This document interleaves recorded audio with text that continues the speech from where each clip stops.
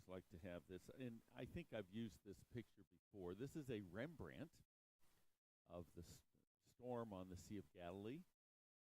And I can tell you, if you can find this hanging anywhere, let the authorities know, because it was part of one of the greatest museum heists, 1990. It was stolen from a museum in Boston. Rumor has it that some mafia boss has it hanging in his mansion, but we don't know where it is. Yeah, it's in my living room. Let's look at this storm. So what do we know about this storm?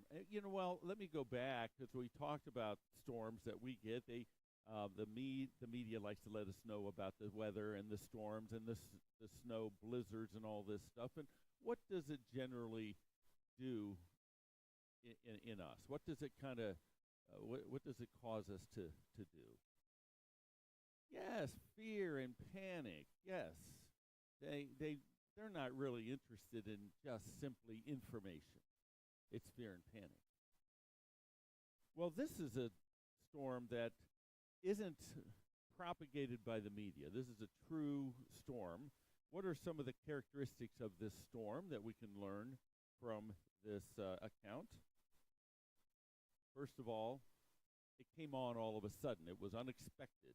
Unexpected, these are fishermen that are piloting this boat, but they know that these storms come up. Evidently, these storms come up unexpectedly very often. So this was an unexpected storm. So it was sudden. What else? Yes, it was a severe storm. It was being swamped. Not only was it a swamp, the scriptures itself say that they were in great danger.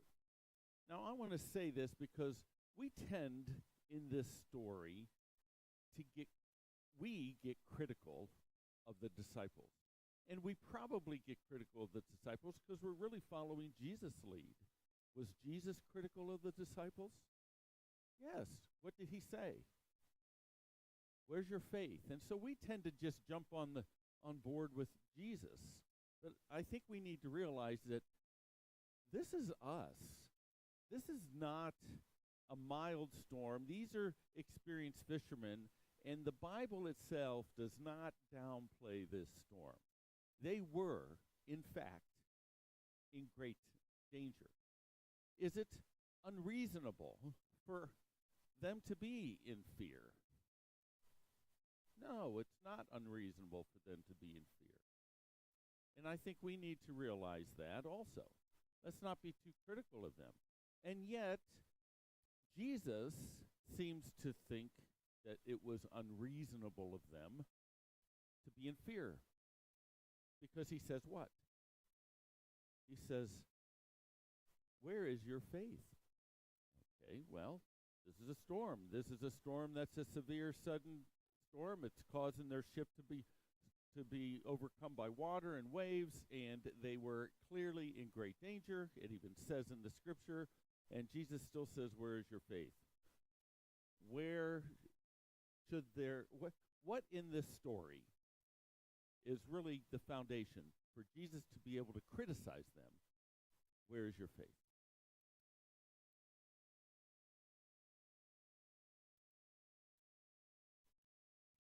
Because Jesus was snoozing in the storm. Okay, that may be an indirect indication, but what did Jesus say? Jesus spoke, and his words are true, and he said, let us go. Let us go over to the other side of the lake.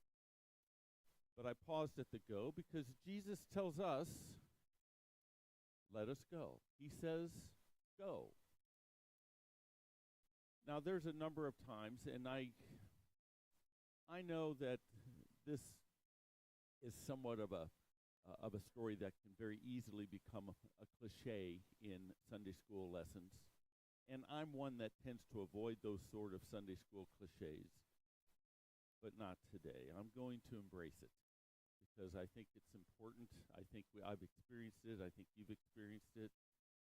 I remember one time, and I mentioned this to Sandy, she doesn't even remember this, but our first trip that we went to Cambodia. I can't remember what the issue was. We get to the desk at the airline, and there was a problem with our connections or something.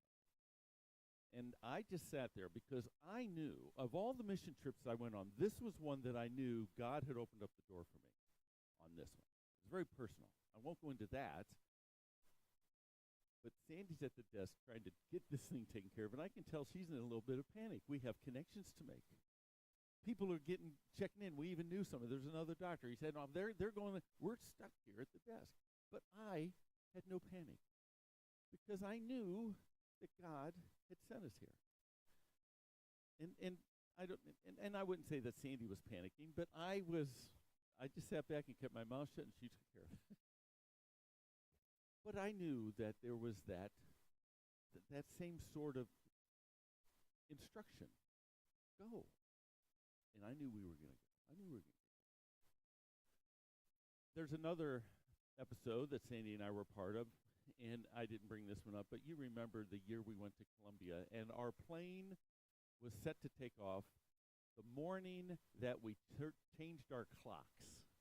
The clocks in the spring move ahead. I can tell you, don't ever go on a mission trip that leaves the morning that you change your clocks, because all of us from all the different airports, except for one, and I can't remember her name, she had no problems with her connections, but we had a problem with our connection in Columbus because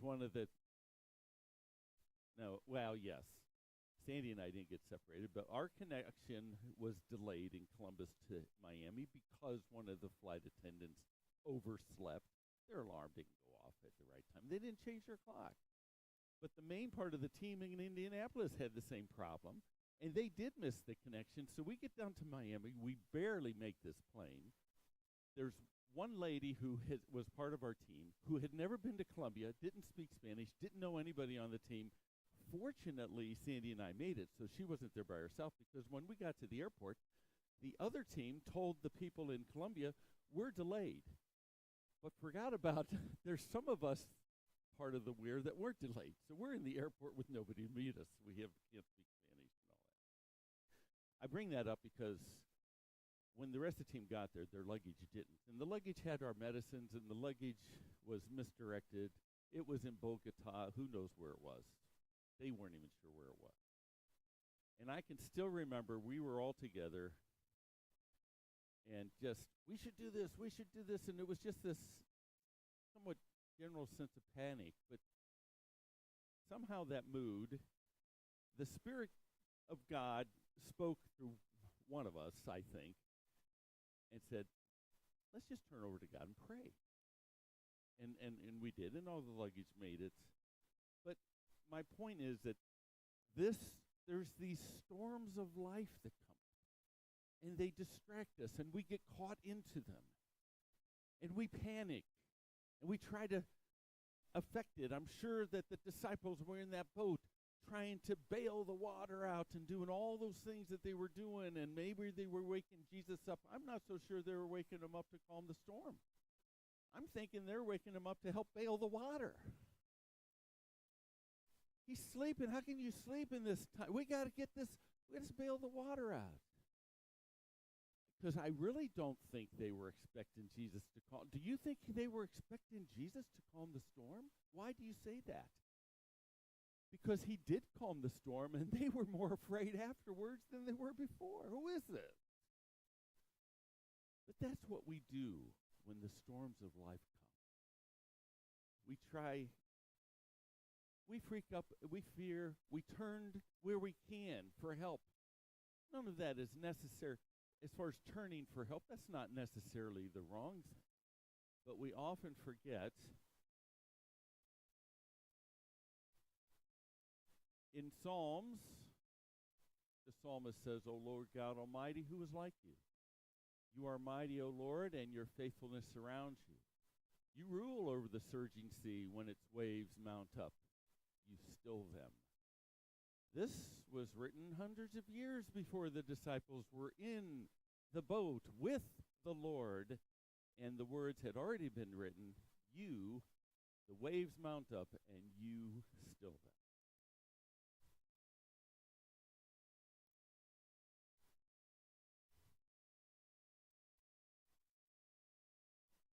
there's probably much more we can say about that, but I want to go on into the, because I think as we have set this landscape of storms of life, beginning with a true storm and the disciples, the experienced fishermen on the Sea of Galilee.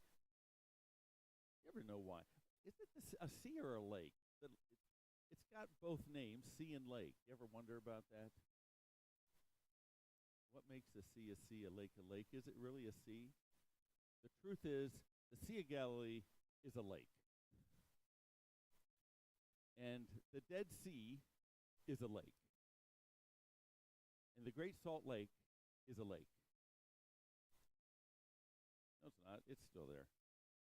But it's a lake. So just to let you know, okay, we're not here to go into geography. But let's move on, because now Jesus gets to the other side of the lake with his disciples.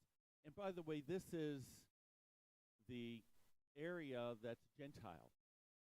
And my guess is that the disciples were, if I was in the boat and I'm a Jew and I'm used to being around the Jewish areas and the Jewish cultures and the Jewish people with Jesus, and now we're going into a Gentile area, I might be a little bit unsettled, but I'm with Jesus, that's okay. But it is out of the Jewish area. He's going now into a Gentile area, and that's a little bit out of the ordinary for his ministry. So they sailed to the region of the Gerasenes, which is across the lake from Galilee. When Jesus stepped ashore, he was met by a demon-possessed man from the town. Okay, now I'm just going to pause here, because I'm kind of thinking, okay, I'm a disciple, I'm with Jesus, I'm going into an area. Jesus said, let's go here. It's a bit of an adventure. Okay, fine. The first thing happens, a demon-possessed man shows up. It's like, can we get back in the boat and go back? I'm serious, this is how I feel. You sense a storm is brewing on the horizon here, because you should. And I think I would have felt that if I was part of that. We just barely made it to shore. And I think I'd rather go back out there. Okay, so here's this demon-possessed man. Well, this is a learning lesson for us as his disciples. Yes, Jim, it is a learning lesson for the disciples, and that is us. For a long time, this man had not worn clothes or lived in a house, but had lived in the tombs. When he saw Jesus, he cried out and fell at his feet, shouting at the top of his voice, "What do you want with me, Jesus, Son of the Most High God? I beg you, don't torture me." For Jesus had commanded the evil spirit to come out of the man. Many times it had seized him, and though he was chained hand and foot and kept under guard, he had broken his chains and had been driven by the demon into solitary places. Jesus asked him, "What is your name?" "Legion," he replied, because many demons had gone into him, and they begged him repeatedly not to order them to go into the abyss. A large herd of pigs was feeding there on the hillside. The demons begged Jesus to let them go into them, and he gave them permission. When the demons came out of the man, they went into the pigs, and the herd rushed down the steep bank into the lake and was drowned. When those tending the pigs saw what had happened, they ran off and reported this in the town and countryside, and the people went out to see what had happened. When they came to Jesus, they found the man from whom the demons had gone out, sitting at Jesus' feet, dressed and in his right mind. And they were afraid. Those who had seen it told the people how the demon-possessed man had been cured. Then all the people of the region of the Gerasenes asked Jesus to leave them, because they were overcome with fear. So he got into the boat, left. The man from whom the demons had gone out begged to go with him, but Jesus sent him away, saying, "Return home and tell how much God has done for you." So the man went away and told all over town how much Jesus had done for him. Here is a different type of storm, and I think it is a storm, and I think, again, as we expand our idea of these storms, these raging storms and these violent storms in life, going beyond just the physical storm that the disciples had to encounter, but now we realize that these storms are all around us. And this is where this lesson starts to even get a little bit emotional for me, because we all experience these storms, and I deal with people coming in with their storms of life. And sometimes there's nothing to do, but I prepare this lesson, I start to really feel for them. And here's a man who has these demons in him. And so let's look at this storm of this man. What are the things? First of all, this storm that he has. And it's not just him, is it? Does this storm affect only this man? It affects who? The whole town. It's an evil spirit, in case there's any question that this is an evil spirit. And I have taken liberties to look at Matthew and Mark to get a little bit more information. He has superhuman strength. That's a little bit scary. That seems scary to me when the man has the demon in him, that he can break chains.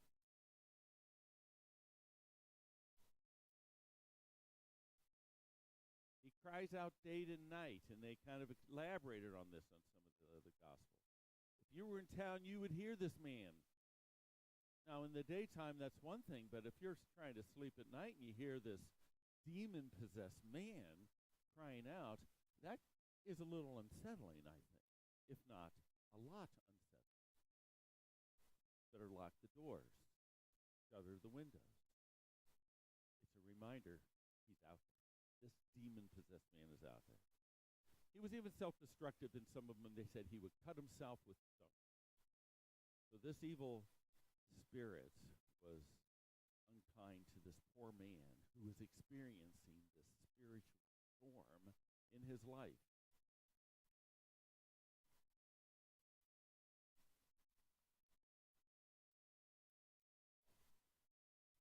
So we pause as we look at the severity of this storm and the type of storm it is. And just to cut to the chase, was this storm too much for Jesus? No. And now, we don't really have an idea how unsettling this was for the disciples. We already know they were unsettled with what went on in the boat, and if I'm one of his disciples that's come out on shore, I'm a little unsettled with this man who barely has any clothes, if any, and this is a scary situation, and there's Jesus right next to me. Doesn't flinch. In fact, they come and they're scared. The demon-possessed man is afraid. They know exactly who Jesus is. And they're afraid. They're afraid of Jesus. They know who he is and what he's going to do. What's he going to do to them? He's going to send them where? Into the abyss. That's what they're afraid of. No, I'd rather go into these pigs than they go into the pigs.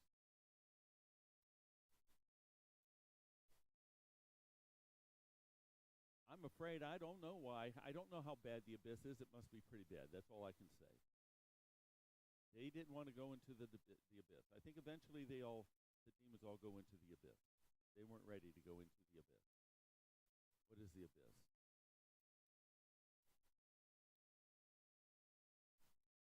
Well, that's what I think too. Yeah. But they thought it was better to go in the pigs than go into the abyss. But the abyss is bad. I do not want to go into the abyss. If the demons would rather go into the pigs than the abyss must really be bad. And maybe even worse than going into pigs and going in and drowning in you're talking about spiritual things that we don't have a full understanding of. We just know it's bad. And if we're with Jesus, we don't have to go into the abyss. We're on Jesus. Yes, we're with Jesus. It doesn't matter what the storm. We're with Jesus, and he can handle it. Okay.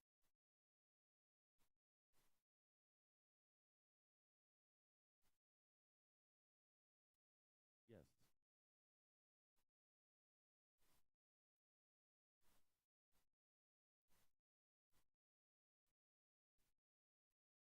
Yes. Yes.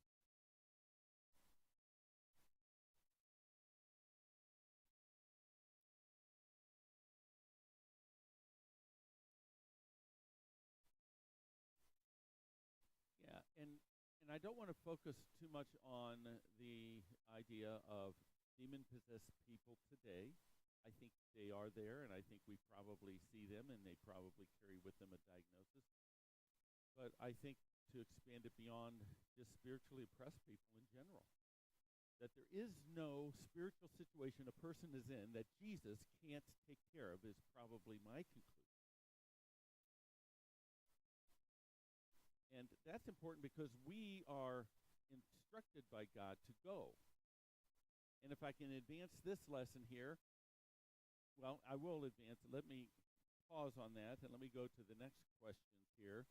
First thing is that when this is all done, the people ask Jesus to what? To leave them. So here's the people saying, Jesus, we want you to leave. Now, that is not a good thing for you to ask Jesus to leave. That is not a good thing. And so what did Jesus do? He left. But there was another. The man asked Jesus. What did he ask? To go with him. That's a good thing, right? It's a bad thing to ask for Jesus to leave. But it's a good thing to ask to be with Jesus. And so Jesus said to him what? No. He said no. So that kind of doesn't make sense. But he did give him instruction. Go and what? Tell everyone what the good things that God has done. And what did the man do? He did it, in fact. Now, to give you a little, and we're not going to see this in the book of Luke, but if we go back to Matthew and to Mark, and you do enough investigation, you find that the feeding of the 4,000 was in this region sometime later. Now, here it is that these people have encountered Jesus. These pagan people, these Gentile people encounter Jesus, and they don't know what to do, and they're afraid. And they say, please leave. A little bit later in Jesus' ministry, Jesus is there, and they want him to stay. And they stay with him for 3 days, and they don't have any food, and he feeds them 4,000. And I wonder what changed. This man told them what Jesus did.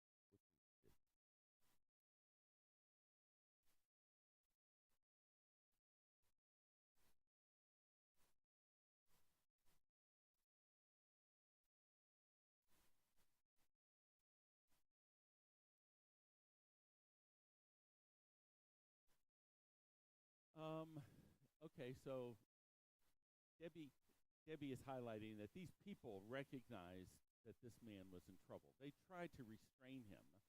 And, you know, you can look at that as they're trying to restrain him to protect themselves from him, but they were probably trying to restrain him to protect him from himself. I mean, he tried to hurt himself. They tried to bind him and chain him. Maybe you're right. It may have been more out of compassion. They were helping him. It's a scary situation.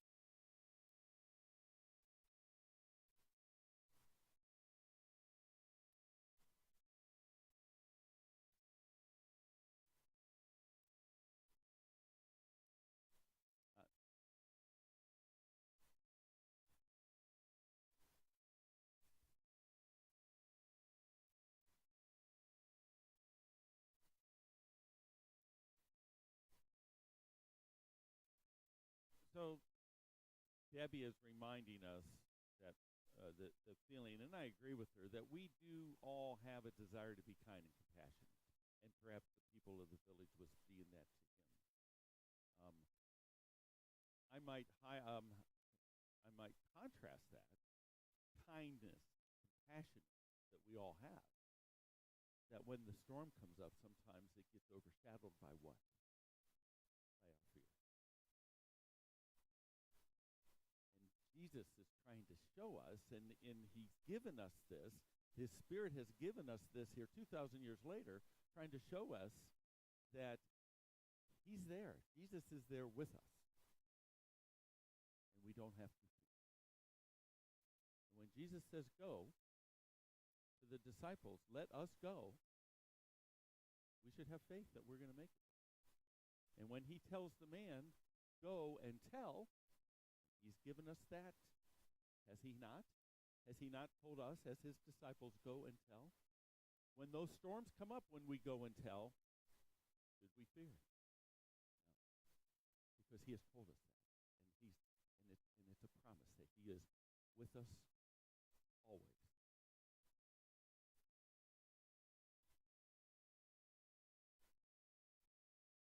Let's move on. We're not done looking at the storms, and these start to even get more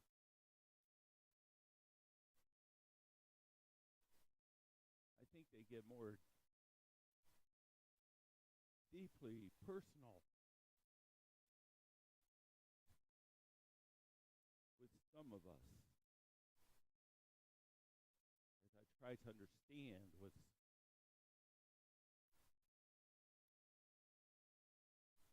going through the minds of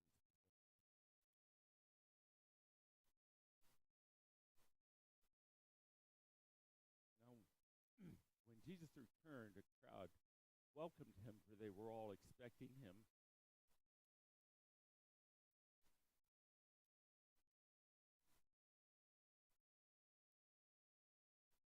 A man named Jairus, ruler of the synagogue, came and fell at Jesus' feet, pleading with him to come and heal my only daughter. She's only 12. She's dying.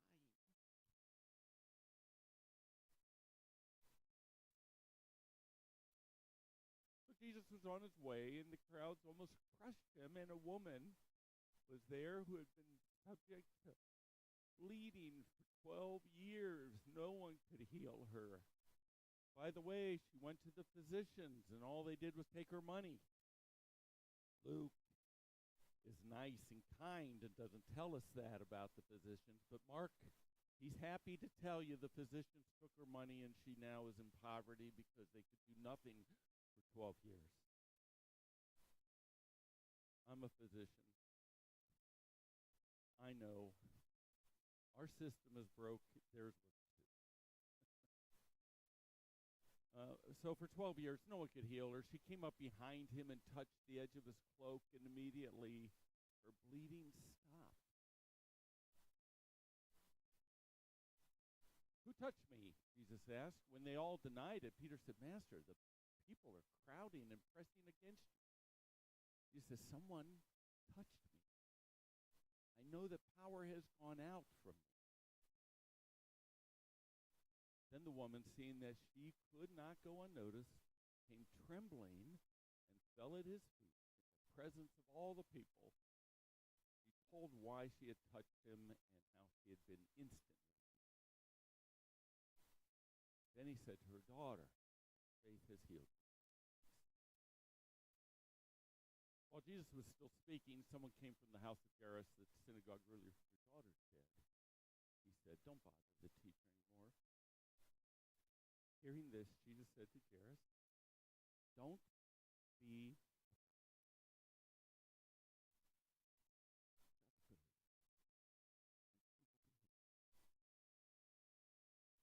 When he arrived at the house of Jairus, he did not let anyone go in with him except Peter, John, and James, and the child's father and mother. You ever notice how Peter, John, and James get And I used to think it's because they were special.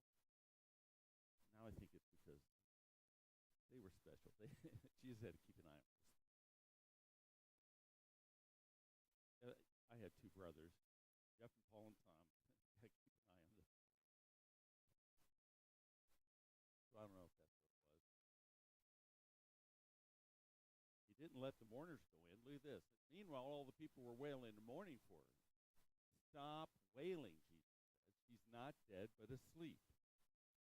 They laughed at him. Now, how do you do that? How do you go from mourning the loss of a 12-year-old girl? And Jesus said, stop wailing.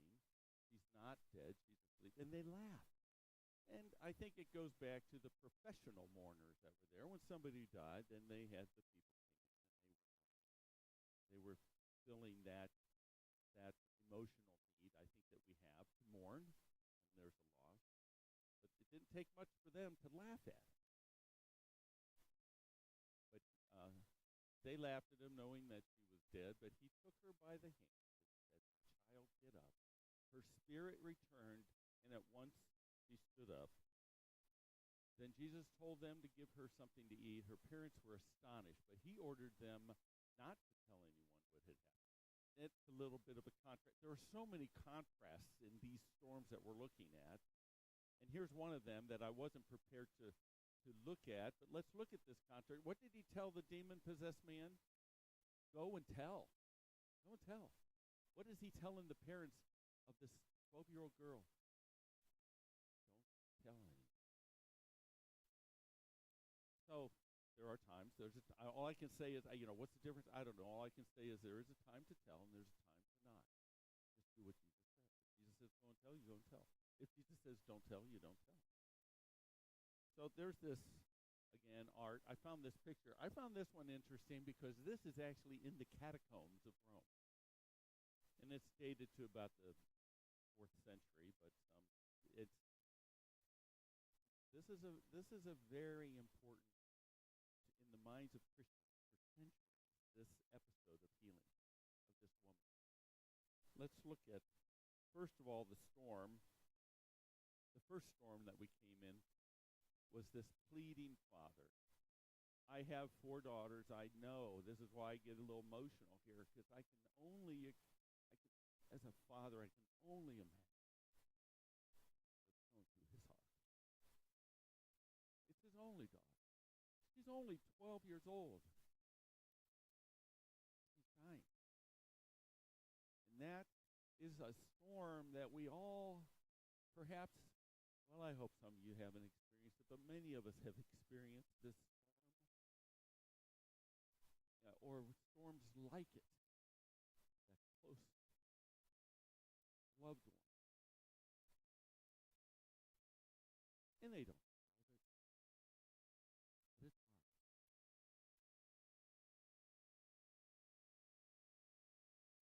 And what did Jesus tell them? Do not fear.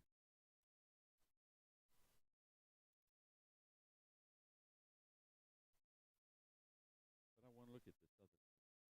This other storm is a very profound storm. And I'll tell you, if you ever watched The Chosen, and I haven't, but I pulled up the scene of this, and it's very, very emotional. It really is. But this woman, the second storm in here, she's been bleeding for 12 years. Now, this is not an uncommon problem. We deal with this problem in the office. We have all sorts of things that do help. They have all sorts of things back then, and you can even look in some of the writings of the time. They have a number of wacky-sounding remedies for this sort of thing. It's a common thing. A woman bleeding and bleeding for 12 years, and no one could. And she went, and she looked. No one could help but sit. And she even spent all she had. She's now in poverty from all of this.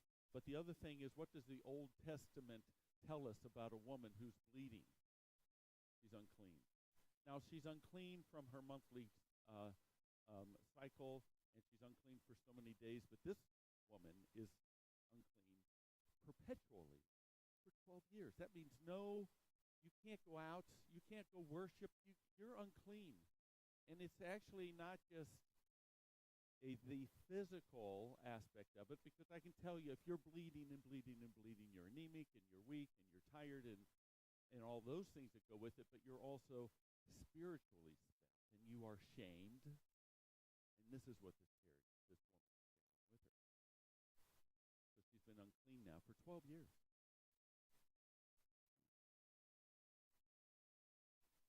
And that's why I think when you look at how Jesus answers that, now we look at, he felt power going out.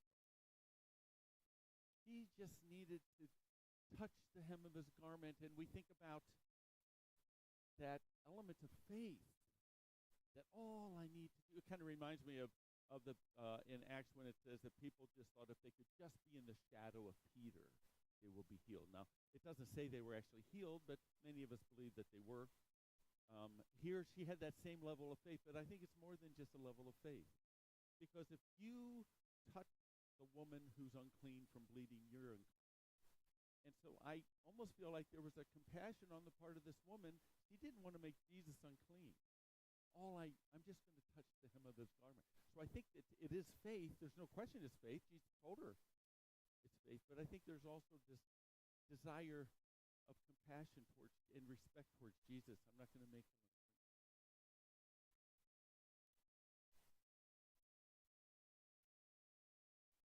And he refers to her as daughter. And what does that tell you, Debbie?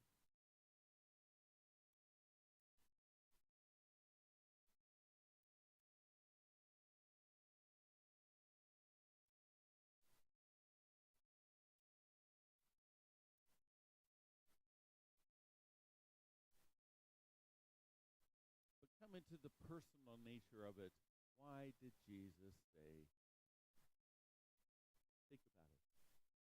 Well, but let's look at this particular story and what this woman has been through. What did that mean to her?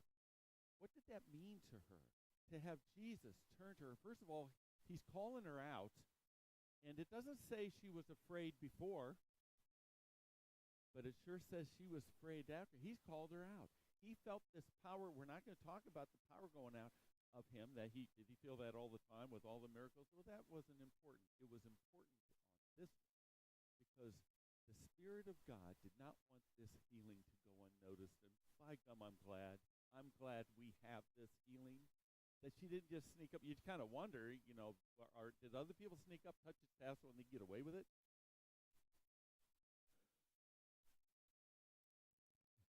But this one, she didn't get away with it, and for our sake she didn't, and for her sake she did. Yeah.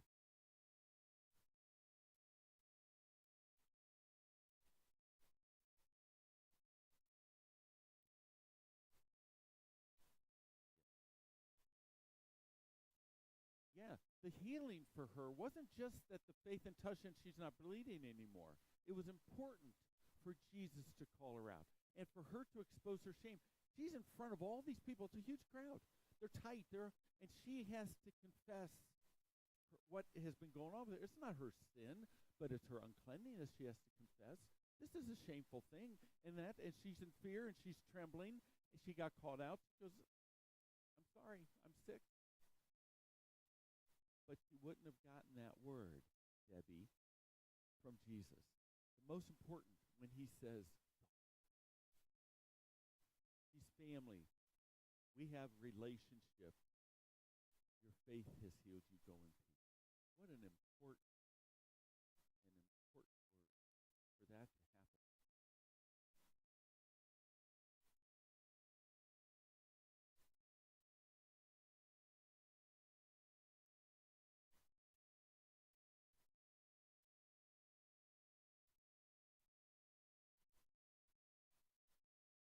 So the parallel with Jairus' love for his daughter, who has been growing up and a wonderful relationship for 12 years, and then this illness. And here's this woman who has been suffering and unclean for 12 years. Jairus' daughter, and that relationship there, and to bring the idea of daughter and relationship here.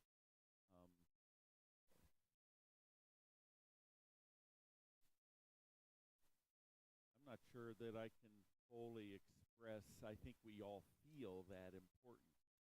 That as important as this 12-year-old daughter was, the only daughter of Jairus was to her. Jesus kind of expresses with this woman that same concern. God has that same concern. In fact, I think we can sit back and say, if Jairus loved this girl, this 12-year-old daughter so much, how much more did God love her? I think about that as I pray for my kids and how much I love them. I am sometimes reminded that God loves them more than I do. And that's a difficult thing when you realize just how much you love people. And just how much I love my family, God loves them. And Jesus has shown us. And he loves this woman as a daughter, just like Jairus loves his 12-year-old as a daughter.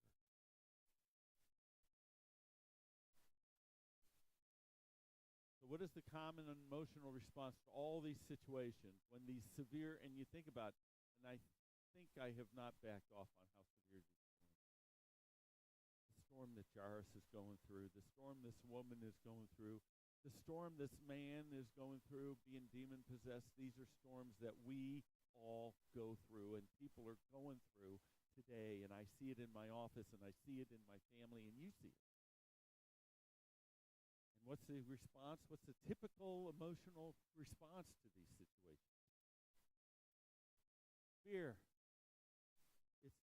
It's fear. We have a very good friends up in the Cleveland area, and their daughter, we've brought Aubrey up. She's had this leukemia, and we've been praying for her. What is she, like 12? She's 13. She got to ring the bell. Earlier this year, she rang the bell.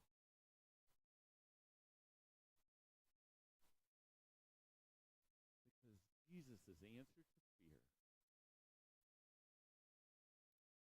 is faith. That's our answer. We have to remember the words that God gave us. He gave us the words to the disciples back in the Old Testament that he has control over the raging storms. And then when he says, we're going to go to the other side, they should have known. Where is your faith? And then when he tells us to go, we should go. And storms are going to come. And some of them are going to be severe. But if we are going as God has told us to go, if we are telling as God has told us to tell, if we are doing as God has told us to do, did he not say, he who hears my words and does them is like the wise man?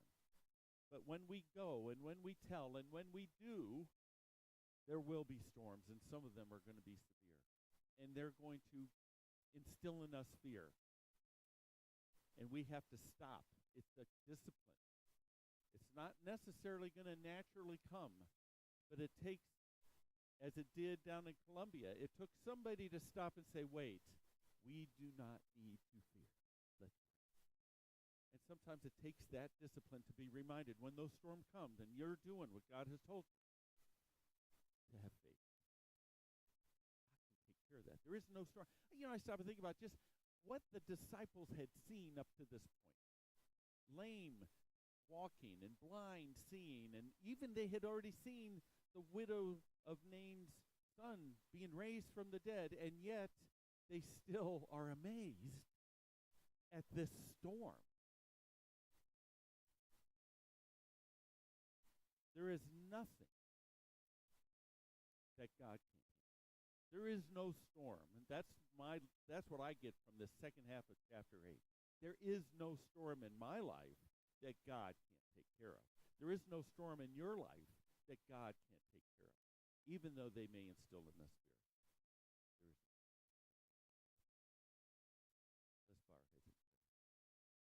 Father in heaven, I just thank you so much for this lesson, and I know there's so much more in here, but Father, may we find this truth that it carries in our hearts and our minds with us as we go forward, Father, because we know there will be storms. We know there will be difficulties that come. We know there will be those things that Satan tries to instill fear in us as we try to be faithful to you and to your word, Father, and we just ask that your Spirit will continue to guide us with their discipline and remind us of your words and your promises, Father, that, lo, you are with us always. And we give great thanks for such a promise. And Father, now as we come together with others in the next hour and in praise and worship, Father, may you listen to our voices of praise and worship, Father. May you accept them as a beautiful incense as we lift our praises up to you, Father. Creator of all things, giver of life, provider, and Father, you are our Redeemer. We give great